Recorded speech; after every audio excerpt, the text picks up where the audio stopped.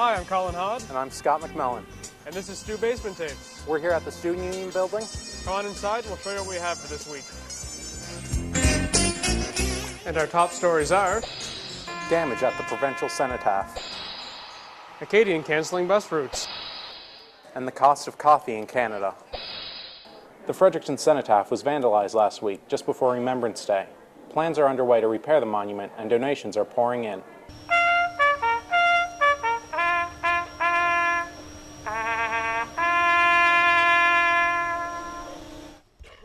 Once again, we gather on November 11th to remember those who paid the ultimate price and to remember those who come home after serving Canada.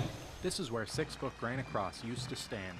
The cross was toppled and destroyed early morning on November 10th. The vandalism left Frederictonians shocked. It really has the community buzzing, and the reaction, I haven't heard anything other than people's disgust and disdain for such a terrible act of vandalism. We will reconstruct, rebuild, and replace the monument that was damaged, and possibly even enhance this spot here in the city of Fredericton. Nothing changes, you know. We're all still here. Doesn't change the way we feel about things. So. A record number of people attended the ceremonies. Many believe the large turnout was in response to the vandalism. Many parents brought their children to learn about Canadian veterans. Although part of the cenotaph was missing, this Remembrance Day won't soon be forgotten. In spite of the destruction of the cenotaph, there was a large turnout for Fredericton's annual Remembrance Day ceremony. Over 5,000 people walked along the sidewalks of Queen Street in Fredericton last Wednesday for the annual Remembrance Day parade. Young and old gathered at the cenotaph to pay tribute and give their respects to fallen soldiers who fought for our freedom. The sound of drums and bagpipes pounded through the downtown core, provided by the Fredericton Marching Band. The band led young ones from Boy Scouts, the local Knights of Columbus, and City RCMP. About 200 veterans were in attendance. On the heels of its recent move from downtown, Acadian Bus Line has announced a proposal that would cancel some routes. Many students in Fredericton use Acadian bus lines as a means to travel home for the holidays. Crystal Klein has this story. Passengers wanting to travel to Miramichi on the Acadian bus line may soon have to find another means of travel.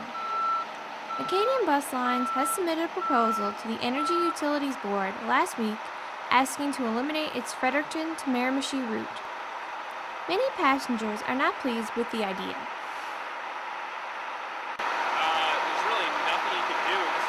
Acadian Bus Lines holds the monopoly on bus routes to and from major cities in New Brunswick. So if they took out the bus route, then there's really nothing they can do other than getting a person to drive.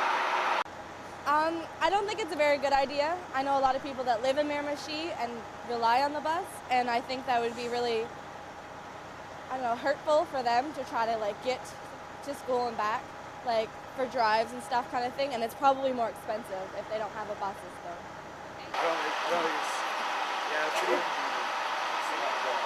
I think they're not making money on it, yes, but they should at least put a smaller bus on, right?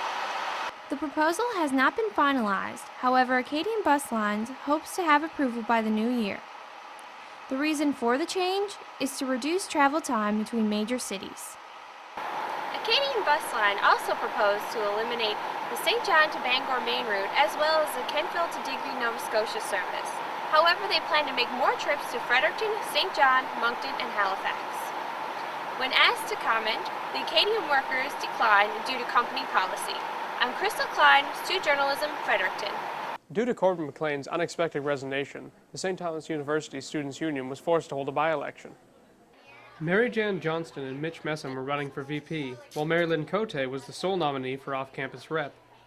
During this year's fall elections, only 13% of the student body came out to vote.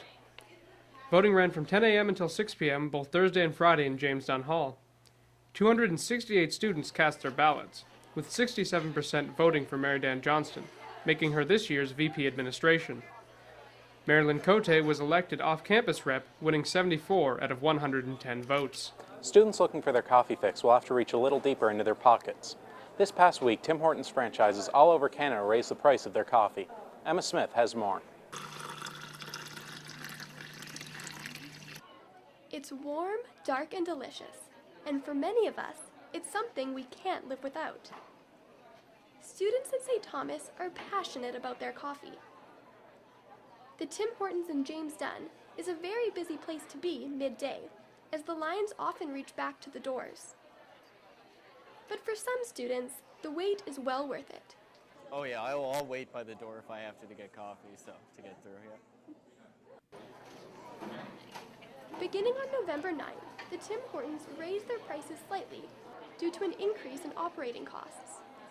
This means bagels and small and medium coffees will cost you 5 cents more. And you'll have to dive deep into your pockets for the large and extra large, as they went up 7 cents. When you're forking out $3 or $4 a day for coffee, the money can add up. Unfortunately, no, because I got the meal card, so it was really easy to just swipe it, and then, you know, it's $1 something. I don't even know the exact cost of it. And then by the end of the year, the money goes down. Buying 1 cup of coffee a day for the whole year would put you back around $300. Last year, I would have coffee with my friends 3 times a week, plus on top of that, my regular coffee schedule, and I saw my money go down really, really fast. The recent price increase hasn't stopped students from enjoying their favorite beverage. It'll definitely take more than a few cents. For Stu Journalism, I'm Emma Smith. Don't go anywhere. Coming up after the break, slam poetry. And Christmas.